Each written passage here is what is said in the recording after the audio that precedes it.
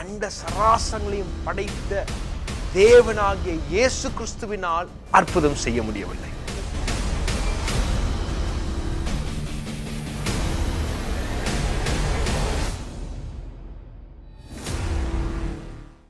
சாத்தியமற்றவைகளை சாத்தியமாக்கும் இயேசு கிறிஸ்துவின் இணையற்ற நாமத்தில் உங்கள் ஒவ்வொரு பேரும் வாழ்த்து இன்றைக்கு இந்த நிகழ்ச்சிக்கு வரவேற்கிறோம். We greet you all in the name of Jesus who can turn all of your impossibilities into possibilities. இன்றைக்கும் இந்த சாத்தியம் என்கிற நிகழ்ச்சியின் வழியாக நேரடியாக உங்கள் இல்லங்களிலே உங்களை சந்திப்பதிலே பெரும் மகிழ்ச்சி அடைகிறோம். Such a great joy for us to meet you all at your homes today through this program called It's Possible. இந்த நிகழ்ச்சியின் வழியாக தேவன் செய்து வருகிற ஒவ்வொரு நன்மைகளுக்காக, தேவன் செய்கிற அற்புதங்களுக்காக நான் தேவனுக்கு நன்றி செலுத்துகிறேன். I thank the Lord for all the good things and for all the miracles that He is being doing through this program. எங்களுடைய ஊழியங்களுக்காக தொடர்ந்து நீங்கள் ஜெபித்துக் கொள்ளுங்கள்.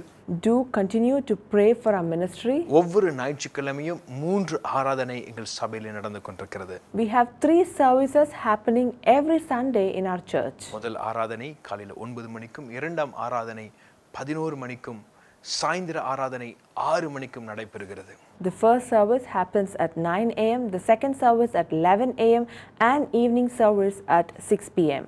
சென்னை அண்ணா நகர் பகுதியில் சாந்தி காலனி சிக்னல் பக்கத்தில் இந்த சபை அமைந்திருக்கிறது. Our church is situated near to Shanti Colony Signal at Chennai Anna Nagar. இந்த நேரங்களை நீங்கள் பயன்படுத்திக் கொள்ளுங்கள். Do make use of these opportunities. கர்த்தர் பெரிய காரியங்களை செய்ய வல்லவராய் இருக்கிறார். The Lord is able to do great things. கடந்த வாரத்திலே நாம் பார்த்த ஒரு முக்கியமான காரியம், During the last week we saw an important thing. தேவன் உங்களுக்குள்ளே மாயமற்ற விசுவாசத்தை எதிர்பார்க்கிறார். God expects a genuine faith in you. இந்த மாயமற்ற விசுவாசம் தலைமுறையாய் செல்லும் என்பதை குறித்து நாம் பார்த்தோம். We saw that this genuine faith will be passed on to generations. இதை குறித்து இயேசு கிறிஸ்து என்ன சொல்லியிருக்கிறார்? What did Jesus tell about this? அவர் விசுவாசத்தை குறித்து என்ன போதித்திருக்கிறார் என்பதை குறித்து இன்றைக்கு நாம் பார்க்க போகிறோம். Let's see about what Jesus has taught about faith. இயேசு கிறிஸ்துவின் போதனைக்குள்ளே நாம் செல்வதற்கு முன்பாக ஒரு காரியத்தை உங்களுக்கு முன்பாக நான் காண்பிக்க விரும்புகிறேன். Before we go into the teachings of Jesus, I would like to show an important thing. வாசிப்போம். மத்தேயு எழுதின சுவிசேஷம் 13ஆம் அதிகாரம் 58வது வசனம். Let's read Matthew chapter 16 verse 58. அவருடைய அவிசுவாசத்தின் நிமித்தம் அவர் அங்கே அநேக அற்புதங்களை செய்யவில்லை. He did not do many mighty works there because of their unbelief. அவருடைய அவிசுவாசத்தின் நிமித்தம் தேவன் அநேக அற்புதங்களை செய்யவில்லை. God did not do many mighty works because of their unbelief. அப்படி என்றால் ஒரு சில அற்புதங்களை தேவன் செய்தார். That means God did certain miracles. ஆனால் அநேக அற்புதங்களை செய்யல. But he couldn't do many mighty works. அநேக இடங்களில் நீங்கள் பார்க்க முடியும் இயேசு கிறிஸ்து சகலரையும் குணமாக்கினார் என்று. In a lot of other places you can see that God healed every one of them. அநேக பேருக்கு தேவன் அற்புதங்களை செய்தார். He did miracles to many of them. ஆனால் தன்னுடைய ஊருக்கு செல்லும் பொழுது அவரால் அநேக அற்புதங்களை செய்ய முடியவில்லை. But when he went to his own town, he couldn't perform many miracles. எது நிமித்தம்? What was the reason? அவருடைய அவிசுவாசத்தின் நிமித்தம். It was because of their unbelief. யாரால் அற்புதம் செய்ய முடியவில்லை? Who couldn't do miracles? உலகத்தையும் அண்ட சராசங்களையும் படைத்த தேவனாகிய இயேசு கிறிஸ்துவினால் அற்புதம் செய்ய முடியவில்லை. The God who created the world and the entire universe, Jesus himself couldn't do miracles. அவராலேயே செய்ய முடியல. He himself couldn't do. நல்லா கவனிக்கணும். You must pay attention. இதை குறித்து நீங்க கொஞ்சம் யோசிச்சு பார்க்கணும். Listen to this and you must think about this. என்னுடைய அவிசுவாசம், My unbelief, இயேசு கிறிஸ்துவை என் வாழ்விலே அற்புதம் செய்வதிலிருந்து தடுக்குகிறது. it will stop Jesus from doing miracles in my life. ஆண்டவர் அற்புதம் செய்யணும்னு தான் அந்த ஊருக்கு வந்தார். God went there so that he could do miracles. ஆண்டவருடைய வார்த்தையை பேசி அந்த இடத்திலே அந்த வார்த்தைகள் மனு உருவாக மாறி அவருடைய வாழ்விலே அற்புதங்களை செய்ய வேண்டும் என்பதற்காக தான் தேவன் அந்த ஊருக்கு வந்திருந்தார். God went to that place so that he would send his word and his word will come into life and perform miracles. ஆனால் அவருடைய வாழ்விலேயோ அசைக்க முடியாத விசுவாசத்திற்கு பதிலாக அசைக்க முடியாத அவிசுவாசம் காணப்பட்டது. But in their life there was unshakable disbelief that was found instead of an unshakable faith. அநேக பேருடைய வாழ்விலே தேவன் அற்புதங்களை செய்ய விரும்புகிறார். Today, God wants to perform miracles in a lot of people's lives. கர்த்தருடைய கரத்தின் கிரியை தேவன் வெளிப்படுத்த விரும்புகிறார். God wants to reveal His works to His children. ஆனால் உங்களுடைய அவிசுவாசம் தேவனுடைய வல்லமையை தடுத்து கொண்டிருக்கிறது. But your unbelief is stopping God from doing so. இன்றைக்கு தேவன் உங்களுடைய அவிசுவாசங்களை விரட்ட விரும்புகிறார். Today, God wants to remove all those unbelief in you. தன்னுடைய ஊர்ல இருந்து பின்பு இன்னொரு ஊருக்கு போறார். And after his own city, he is going to another town. அந்த இடத்துல என்ன நடந்தது என்பதை பாருங்களேன். Let's see what happened there. லூக்கா எழுதின சுவிசேஷம் 4ஆம் அதிகாரம் 40வது வசனம். Luke chapter 4 verse 40. சூரியன் அஸ்தமித்த போது ஜனங்கள் எல்லோரும் தங்களுக்குள்ளே பல வியாதிகளினால் வருத்தப்பட்டவர்களாய் அவரிடத்திலே கொண்டு வந்தார்கள். அவர்கள் ஒவ்வொரு மேலும் அவர் தம்முடைய கைகளை வைத்து அவர்களை சொஸ்தமாக்கினார். When the sun was setting, all those who had any that were sick with various diseases brought them to him, and he laid his hands on every one of them and healed them. ரெண்டு காரியத்தை இந்த இடத்துல நீங்கள் கவனமாய் பார்க்க வேண்டும். You can see two things here. அநேகரை கொண்டு வந்தார்கள். They brought many people. எல்லார் மேலேயும் கைகளை வைத்து அவர்களை சொஸ்தமாக்கினார். He laid his hands on every one of them and healed all of them. இதற்கு முன்பாக இருந்த ஊர்லயோ But the city that he went before this, அவரால் அநேக அற்புதங்களை செய்ய முடியவில்லை. he couldn't do many mighty works. என்ன வித்தியாசம்? What is the difference? இவளுக்குள்ள என்ன வித்தியாசம் இருக்கிறது? What is the difference between these two? இந்த அதிகாரத்திலே அதற்கு முன்பாக தேவன் இரண்டு உதாரணங்களை சொல்லி அதற்குண்டான காரணத்தையும் இயேசு கிறிஸ்து சொல்லுகிறார். Even in the same chapter, God is telling two examples and even is giving reasons for that. இன்றைக்கு அந்த உதாரணங்களை உங்களுக்கு முன்பாக நான் வைக்க விரும்புகிறேன். I would like to place these examples before you. இயேசு கிறிஸ்து இந்த உதாரணங்களை பேசின பின்பு அந்த இடத்திலே அவர் போகிற இடங்களெல்லாம் அற்புதங்கள் நடந்தது. After he told about these examples, wherever he went, there was miracles. இன்றைக்கு இந்த நிகழ்ச்சியை நீங்கள் பார்த்து கொண்டிருக்கும் பொழுது இந்த உதாரணங்களை நாம் வாசிக்கும் பொழுது அதை நீங்கள் விசுவாசிப்பீர்கள் என்றால் இன்றைக்கு தேவன் ஒரு அற்புதத்தை செய்வதற்கு வல்லவராய் இருக்கிறார். As you're watching this program, when you believe these examples, when I read out them, you will receive these miracles in your life. அதே லூக்கா எழுதின சுவிசேஷம் 4ஆம் அதிகாரம் 25 26 நாம் வாசிப்போம். Let's read Luke chapter 4 verse 25 and 26. இயேசு கிறிஸ்து சொன்ன முதல் உதாரணம். The first example that Jesus said. அன்றியும் எலியாவின் நாட்களிலே 3 வருஷம் 6 மாதமும் வானம் அடைப்பட்டு தேசமெங்கும் மிகுந்த பஞ்சம் உண்டாயிருந்த போது இஸ்ரவேலுக்குள்ளே அநேகம் விதவைகள் இருந்தார்கள்.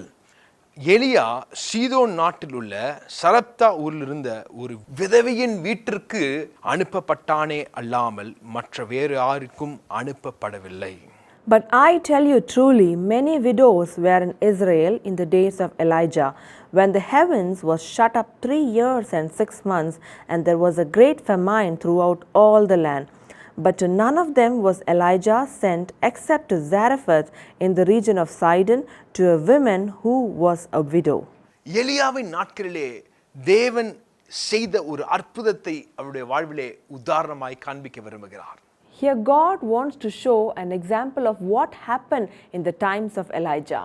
இஸ்ரவேல் தேசத்திலே அநேக விதவைகள் இருந்தார்கள். There were many widows in Israel. அதே நேரத்தில் அந்த உலகம் முழுவதும் அந்த தேசம் எங்கும் ஒரு பஞ்சம் காணப்பட்டது. At the same time there was a famine throughout that land. அந்த பஞ்சத்தினால் தாக்கப்பட்ட அநேக பேர் காணப்பட்டார்கள். And there were many who were affected because of this famine. அநேக விதவைகளும் காணப்பட்டார்கள். There were also many widows. ஆனால் இந்த சரப்தா என்று சொல்லப்படுகிற சாரேபாத் விதவையின் வீட்டிற்கு எலியா அனுப்பப்பட்டானே அல்லாமல் வேறு எந்த இடத்திற்கும் அனுப்பப்படவில்லை. But Elijah was sent to the widow of Zarephath and with not to any other widow. ஒரு கேள்வி வைக்கிறார். Here God is asking a question. ஏன் அந்த வீட்டுக்கு மாத்திரம் அனுப்பப்பட்டால்? Why was he sent only to that house? இன்றைக்கு உலகம் எங்கும் அநேக ஜனங்கள் இருக்கிறாங்க. Today there are a lot of people in this world, ஆனா இந்த வார்த்தையை தேவன் உங்களுக்கு மாத்திரம் அனுப்பிக்கிட்டு இருக்கிறார். but God is sending this word only to you. இந்த வார்த்தையை நீங்க மாத்திரம் தான் கேட்டுட்டு இருக்கீங்க. And you are the only one who is listening to this word. எதற்காக? Why is that? எலியாவுக்கு பயங்கர பசி. Elijah was very hungry. பொதுவா நம்ம வார்த்தையில சொல்லுவாங்க கொலை பசின்னுவாங்க. In our language we say a hunger of death. என்ன பண்றதுனே தெரியல. He did not know what to do. ஆண்டவர் சொல்றாரு நீ ஒரு இடத்துக்கு போ, அங்க ஒரு விதவி இடத்திலே உனக்குண்டான ஆகாரம் இருக்கிறது. And God says that I will send you to a house of a widow and there you can find your food. ரொம்ப பசியோட செல்கிறான். With great hunger he goes there. அந்த இடத்திலே போகும்பொழுது ஒரு விதவை அந்த இடத்திலே விறகுகளை பொறுக்கிக் கொண்டிருக்கிறாள். And when he went there, there was a widow who was picking up the wood. அந்த இடத்துல போய் அந்த பெண்ணிடத்துல போய் சொல்லுகிறான். And there he went to that lady and says, எனக்கு கொஞ்சம் போய் தண்ணி கொண்டு வா. can you get me some water? சரிங்க ஐயா நான் தண்ணி கொண்டு வருகிறேன் என்று சொல்லி திரும்ப பொழுது And when she said, yes, I will get, and before she could turn, பாதியில் நிறுத்தி சொல்றார் அப்படியே கொஞ்சம் அப்பத்தையும் எடுத்துட்டு வா. and he says, in the same way, get some bread as well. சொன்னாரு என் இடத்துல கொஞ்சம் மாவும் கொஞ்சம் எண்ணெயும் இருக்கு. நான் எதற்காக என்றால் எங்களுடைய கடைசி ஆகாரத்தை நாங்கள் செய்து சமைத்து சாவதற்காக நானும் என் பிள்ளையும் காத்திருக்கிறோம். And this widow says, I have very little flour and oil left with me, and I want to eat a final meal before we die. எங்களுடைய வாழ்க்கை முடிய போகிறது. Our life is going to die. நாங்கள் பஞ்சத்தினால் மிகவும் அதிகமாய் தாக்கப்பட்டிருக்கிறோம். We have been affected because of this famine. எங்களுக்கு எந்த வருமானமும் இல்லை. We do not have any source of income. பெரிய கஷ்டத்துல இருக்கிறோம். We are going with deep trouble. எங்க கையில இருக்கிற அந்த மாவு தான் கடைசி ஆகாரம். And the flour that's in my hand is the final meal. அவர் சொன்னாரு. And he says, போய் கொண்டு வா. go and bring it. அந்த ஆகாரத்துல முதல் அப்பத்தை எனக்கு சுட்டு கொண்டு வா. He says that get the first bread that is cooked out of that flour for me. நம்ம அங்க இருந்தா நம்ம என்ன சொல்லிருப்போம்? If we were in that place, what would we say? யோ நீலாம் ஒரு ஊழியக்காரனா? Are you a man of God? நான் சாவ போறேன்னு சொல்றேன். I'm telling that I'm going to die. நீ என்ன அதுல இருந்து ஒரு ஆகாரத்தை வேற கேக்குற? And you are asking food from that? நம்ம வாயில வரதெல்லாம் வைத்து சபித்திருப்போம். We would have cursed him from every word that comes out of our mouth. ஆனால் சாரபாத்துக்குள்ள ஒரு பயங்கரமான விசுவாசம் இருந்தது. But the widow of Zarephath had a great faith in her. தேவ மனிதன் ஒரு காரியத்தை சொல்லுவார் என்றால் அதில் நிச்சயமாய் ஒரு பிரதிபலன் உண்டு. She knows that if the man of God is telling something, then definitely there is a reward. அப்ப போய் கொண்டு வருகிறாள். She goes and she brings it. அந்த ஆகாரத்தை சுட்டு கொண்டு வந்து தருகிறாள். She makes the bread and she brings it before him. வேதவசனம் சொல்லுகிறது ஆகாரத்தை புசித்த பின்பு அந்த பானையில மாவு குறையவே இல்லையா. The word of God says that after he had that bread, the flour in her vessel never turned empty. தேசமெங்கும் பஞ்சம் இருந்தது, ஆனால் அப்படியே வாழ்க்கையிலோ குடும்பத்திலோ மிகப்பெரிய நன்மை இருந்தது. There was famine in the entire land, but in his house and in her family there was great goodness of God. ஆண்டவர் கேட்கிறாரு, ஏன் இந்த எலியா இந்த சாரபாத் விதவிக்கு தான் அனுப்பப்பட்டாள்? God is asking, why was this Elijah sent to this house of the widow of Zarephath? அநேக விதவைகள் காணப்படும் பொழுது ஏன் இந்த விதவையினிடத்திலே மாத்திரம் அனுப்பப்பட்டார்? When there were many widows out there, why was he sent to this particular widow's house? ஏனென்றால் இந்த விதவிக்குள்ளே ஒரு விசுவாசம் காணப்பட்டது. Because this widow had a great faith in her. அது அசைக்கப்படாத ஒரு விசுவாசமாய் காணப்பட்டது. This was an unshakable faith. அந்த இடத்திற்கு தான் எலியா அனுப்பப்பட்டான். And Elijah was sent to that particular place. இன்றைக்கு இந்த நிகழ்ச்சியை பார்த்து கொண்டிருக்கும் பொழுது Today, as you're watching this program, நான் விசுவாசிக்கிற அப்பேற்பட்டவர்களுக்கு தான் தேவன் இன்றைக்கு இந்த நிகழ்ச்சியில நீங்க டியூன் இன் பண்ணிருக்கீங்க. I believe that only those people have tuned into this program. அன்றைக்கு அப்பேற்பட்டவர்களுக்கு தான் தேவன் எலியாவை அனுப்பினார்.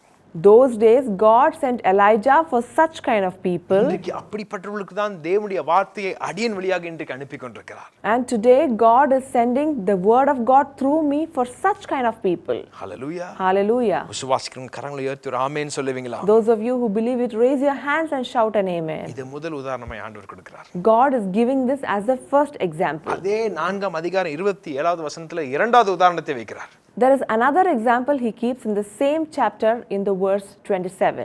அல்லாமலும் எலிசா தீர்க்கதரிசியின் காலத்திலே இஸ்ரவேலுக்குள்ளே அநேக குஷ்டரோகிகள் இருந்தார்கள்.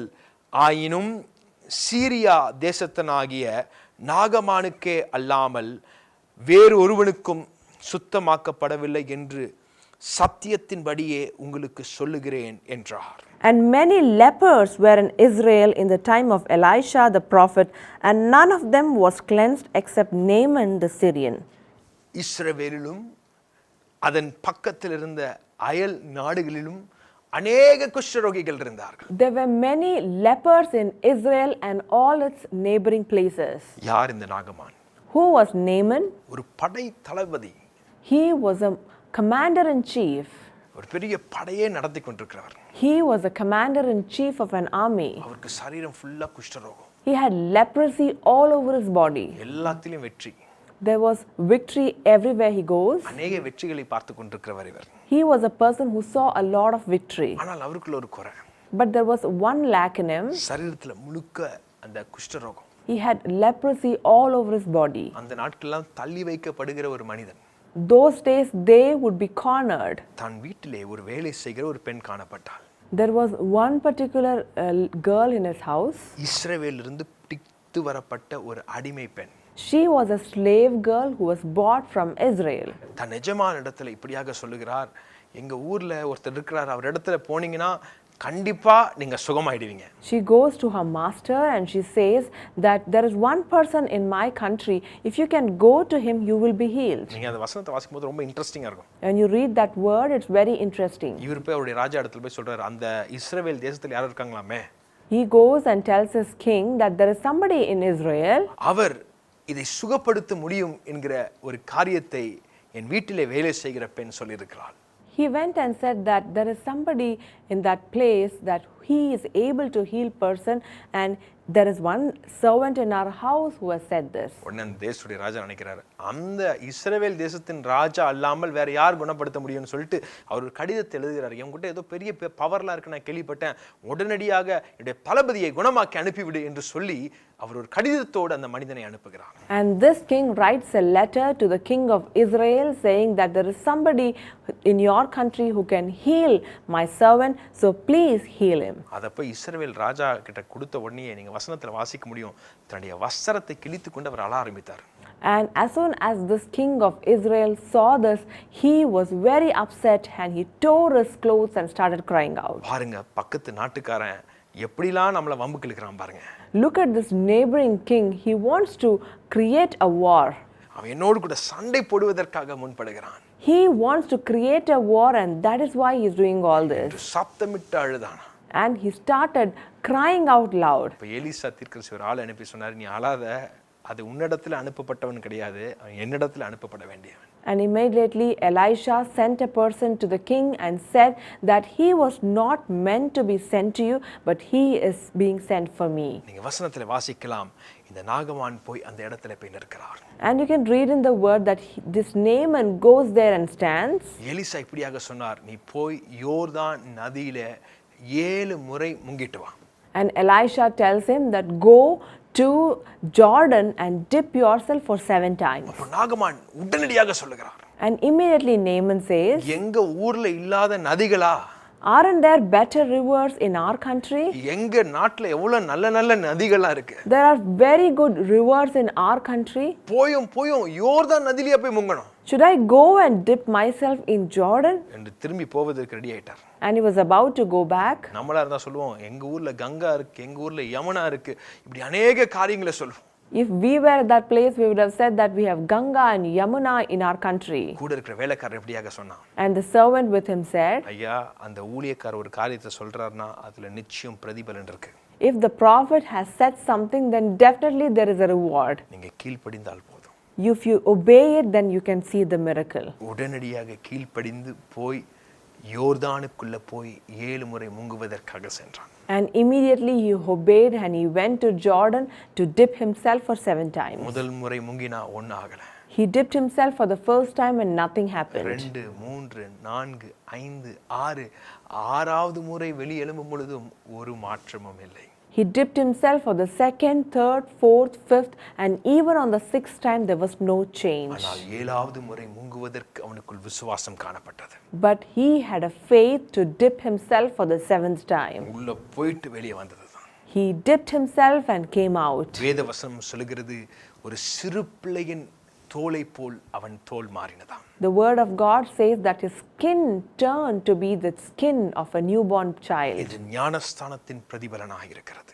This is an example of baptism. ஒருவன் ஞானஸ்தானம் எடுக்கும் பொழுது அவன் புதிய சிருஷ்டியாய் மாறுகிறான். If a person is being baptized, he becomes a new creation. எப்படி நாகமானுக்கு ஒரு புதிய தோள்கள் பொருத்தப்பட்டதோ, Just like how Naaman had a new skin on his body, அதேபோல் ஞானஸ்தானம் எடுக்கும் பொழுது ஒரு புதிய வாழ்வை தேவன் தருகிறார். if you take baptism, God will give you a new life. நாகமானுக்குள்ள ஒரு பெரிய மாற்றம் வந்தது. There was a great change in Naaman. அப்ப ஆண்டவர் இரண்டாவது கேள்வியை கேட்கிறார். And then God asks a second question. அநேக குஷ்டரோகிகள் அந்த ஊர் ஃபுல்லா காணப்பட்டாங்க. There were a lot of lepers in that country. ஆனால் நாகமானுக்கு மாத்திரமே இந்த அற்புதம் அனுப்பப்பட்டது. But this miracle was being sent only for Naaman. எதனால்? Why is that?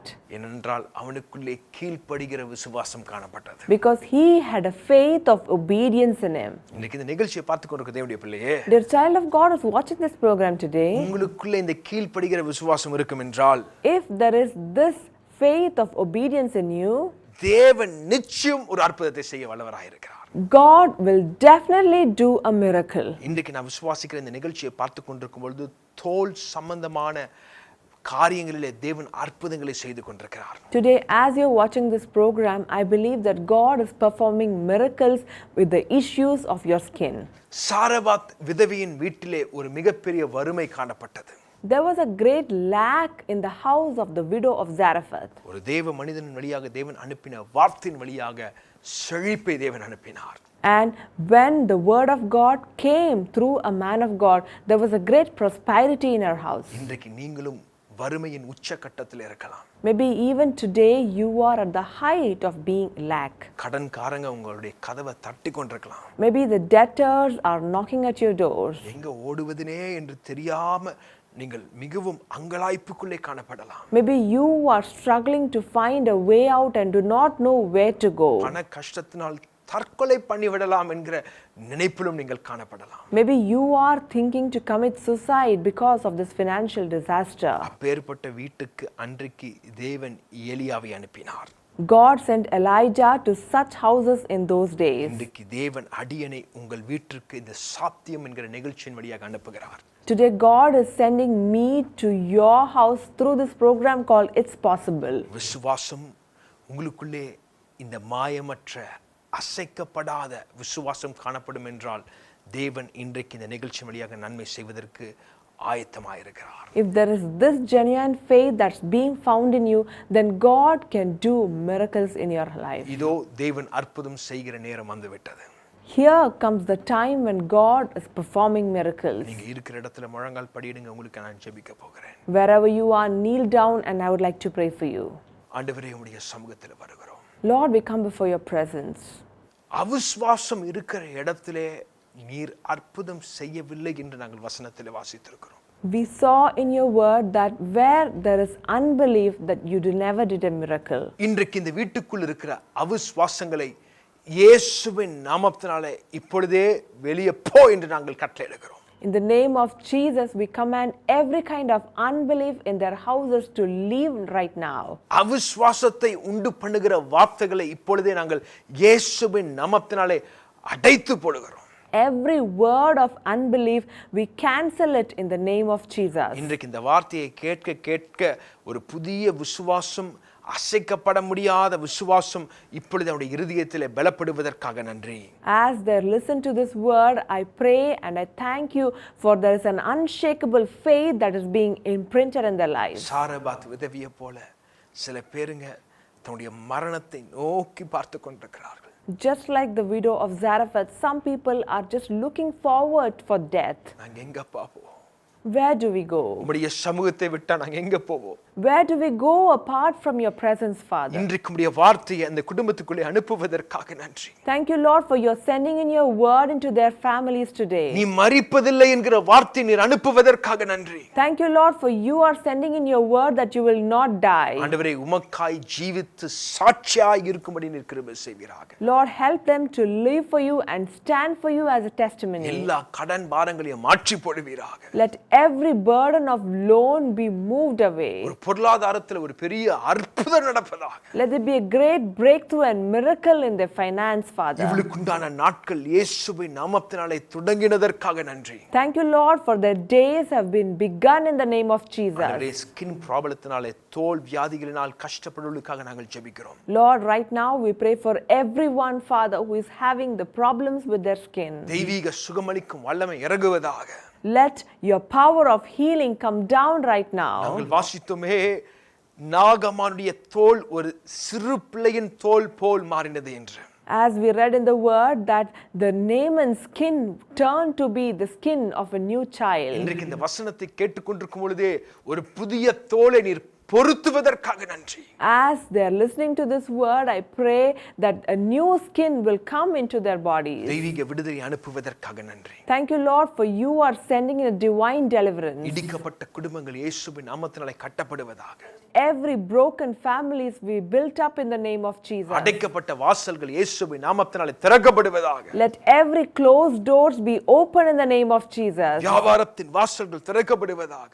Let every doors of business be open. வேலையின் வாசல்கள் திறக்கப்படுவதாக. Let the doors of jobs be open. திருமணத்தின் வாசல்கள் திறக்கப்படுவதாக. Let the doors of marriages be open. கர்ப்பத்தின் வாசல்கள் திறக்கப்படுவதாக. Let the fruit of womb be open. உம்முடைய விசுவாசம் கட்டப்பட்டதற்காக நன்றி. Thank you, Lord, for the faith is being built up. அற்புதத்தின் சாட்சிகளை நாங்கள் கேட்க கிருபை செய்யும். Help us to listen to glorious testimonies. கர்த்தருடைய நாமம் மகிமைப்படுவதாக. May the name of the Lord be glorified. இயேசுவின் மூலம் ஜெபம் கேளும் என்று நல்ல பிதாவே. In the name of Jesus we pray.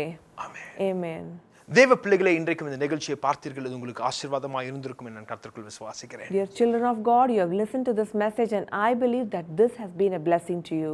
நீங்கள் பெற்ற அனுபவங்களை எங்களிடத்தில் தெரியப்படுத்த மறந்து விடாதீர்கள். Do not forget to share your testimonies along with us. நீங்கள் இமெயில் வழியாக தொடர்பு கொள்ளலாம். You can contact us through email. தொலைபேசியின் வழியாகவும் எங்களை தொடர்பு கொள்ளலாம். You can even contact us through phone calls. WhatsApp வழியாகவும் எங்களை தொடர்பு கொள்ளலாம். You can even contact us through WhatsApp. உங்களுக்காக ஜெபிப்பதற்காகவே தேவன் ஊழியர்களை தேவன் ஏற்படுத்தியிருக்கிறார். God has appointed its ministers to pray for you. இவைகளை நீங்கள் பிரயோஜனப்படுத்திக் கொள்ளுங்கள். Make use of them. மீண்டும் அடுத்த வாரம் உங்களை சந்திக்கும் வரை உங்களிடம் விடைபெறுவது உங்கள் சகோதரன் நண்பன் போதகர் ஜஸ்டின் சாமியல். Until I meet you again next week, this is your brother friend Pastor Justin Samuel signing off. கர்த்தர் உங்களை ஆசீர்வதிப்பாராக. May the Lord bless you all.